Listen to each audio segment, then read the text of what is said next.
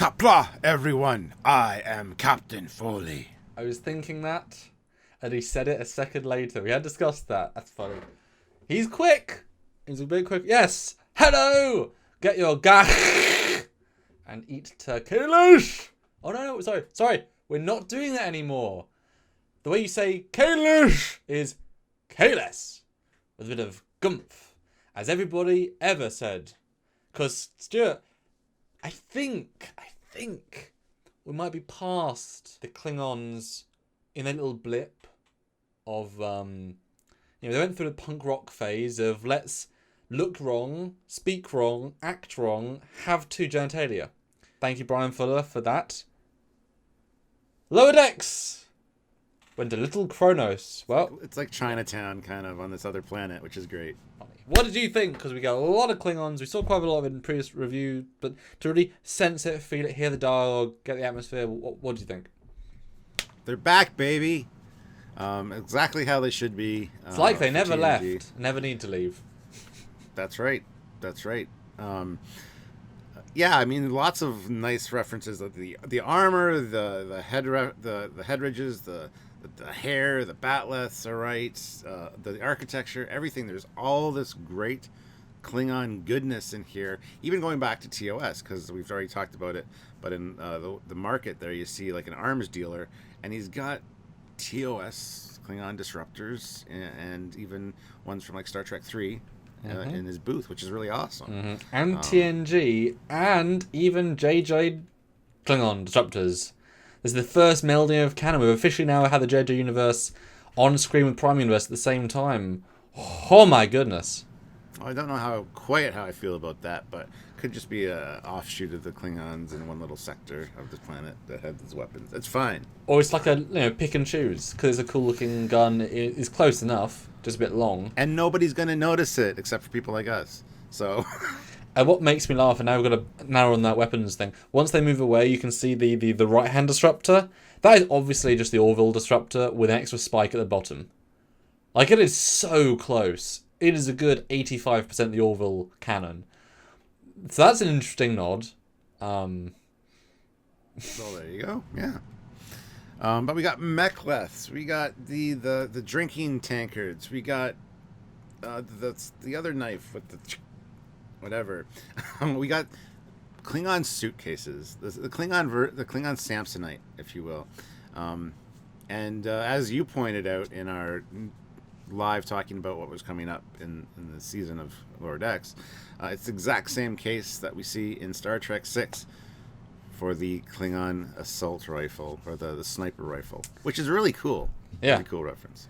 And to be fair, as soon as you say it, I think, why is he using a sniper rifle case?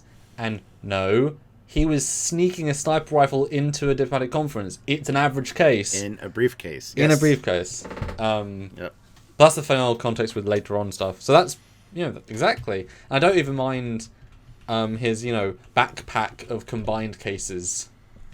No, it's cool. It's a bit silly, but yeah, sure, why not? Why not? Not bad. Mm-hmm. And what do you think of the general himself? With the eye patch, batleth, and the armor. Again, fantastic. I love the eye patch idea. I mean, we saw Martok, has the damaged eye. We saw Chang in Star Trek 3 with same thing. It's bolted into his skull. I mean, they didn't draw on the little Klingon emblems on there, but that's because it's way too small.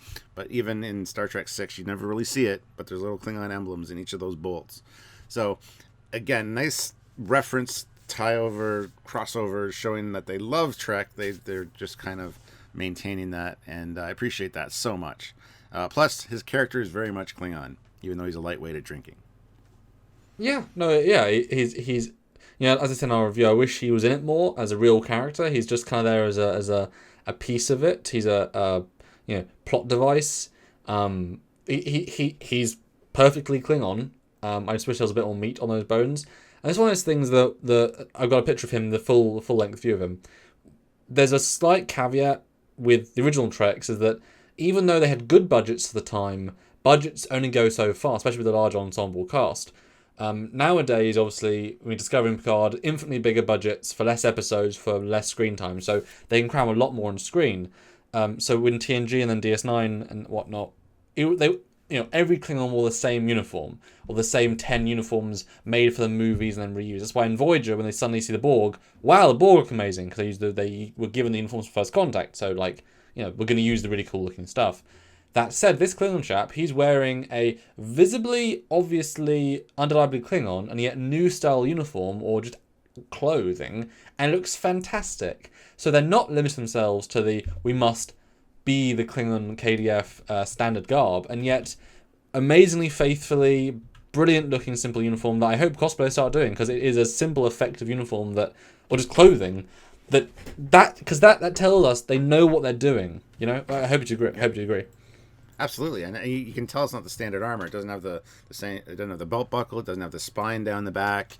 It does feel like just a cloth version of like a Klingon style uniform. He's not really decked out as a warrior with armor, but he's still got that. At first glance, you know exactly what it is appearance, especially with the shoulder pads and the little toe horns on his boots.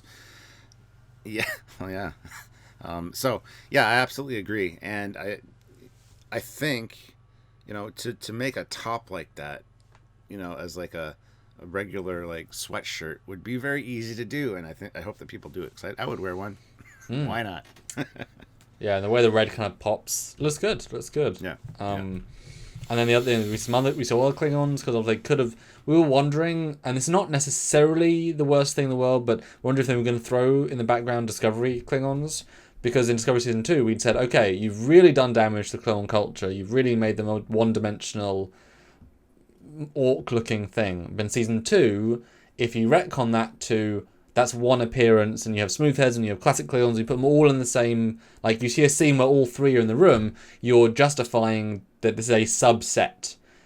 They didn't do that, they doubled down, but they added hair. Fair enough. So we wonder if they were going to be Discovery Klingons here to kind of whatever.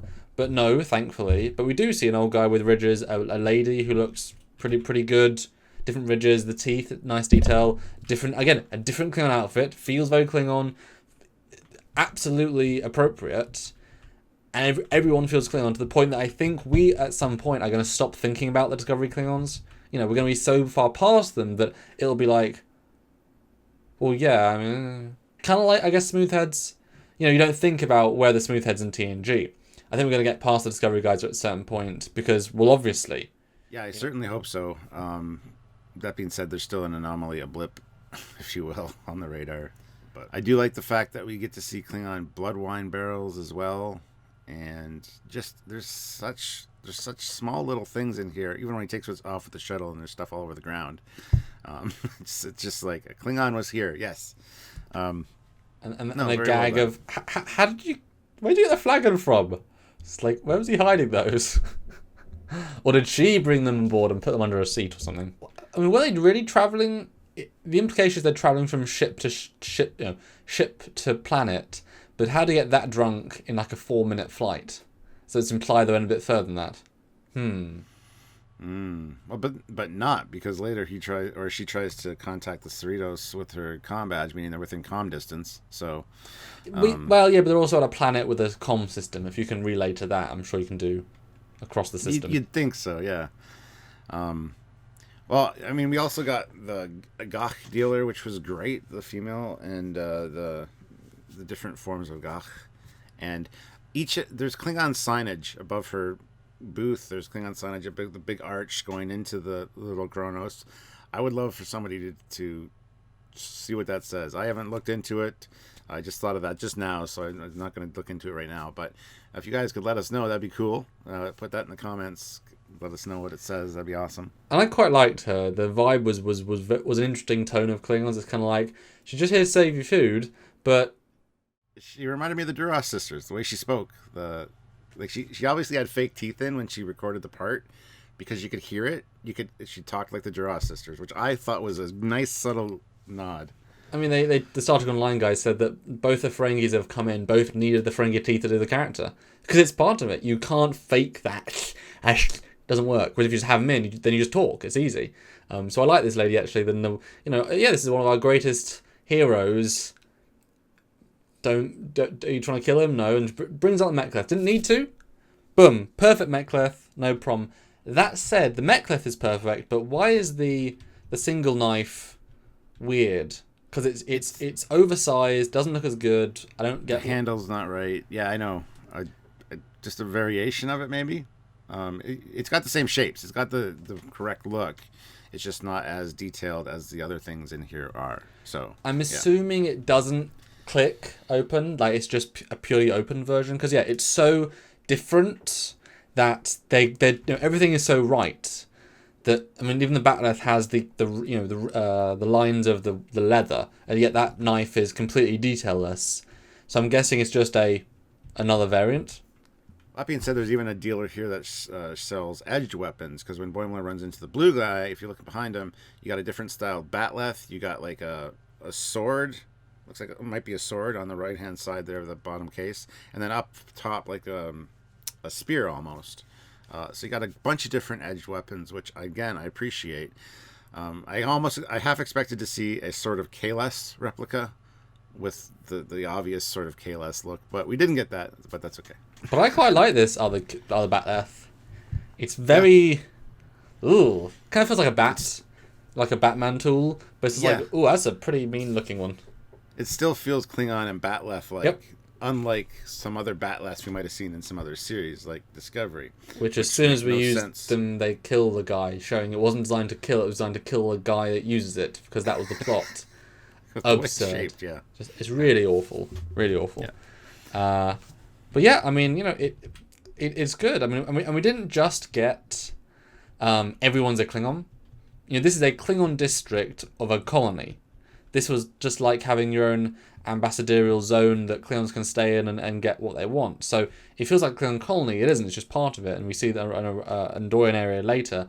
But the fact that there's multicultural people walking around, it's got a good vibe of the Star Trek-ness of it.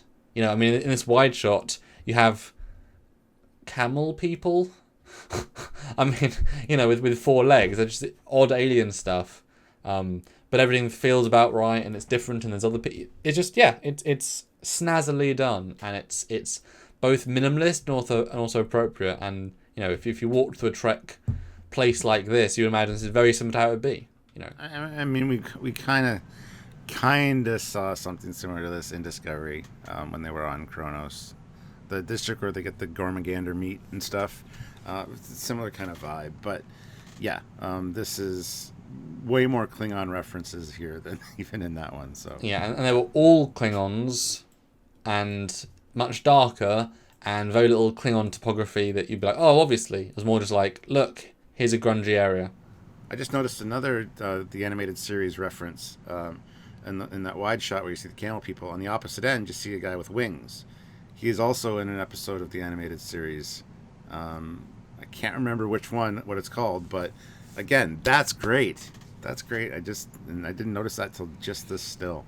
Yeah, I saw it, but didn't know there's actually a thing. That's good. Yeah, well done. I mean, the thing is, Klingons are not hard to get right. And you could even argue in Enterprise they were a bit weird.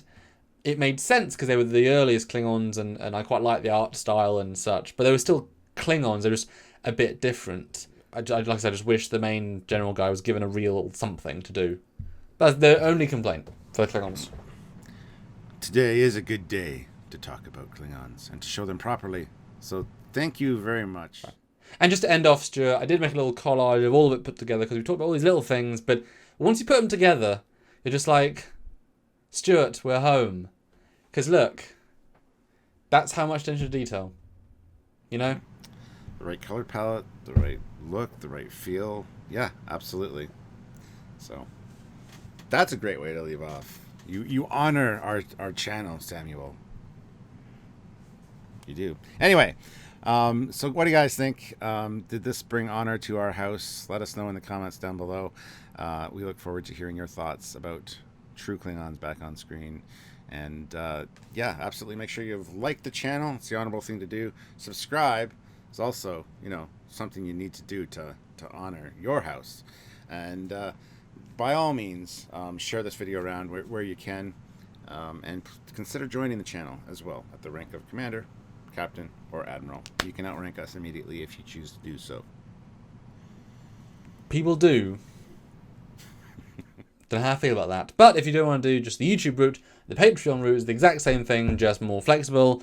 That's a great way of supporting us because, yeah, these videos don't earn much really, but we still want to do them to bring the news, to bring the stories, to bring the look, to show you guys what you might have missed, and we have fun doing that. So if you can support us on Patreon, any amount a month is appreciated, and if 10 of you give 10, that does mount up. Or one-time donation at trekyards@hotmail.com, that's the PayPal, or just all three, as Stuart said. They all do mount up, and just keep tuning in for more Trekyards. That's right. So until next time, everyone, I am Captain Foley. I'm Klingon District. Kapla! Goodbye!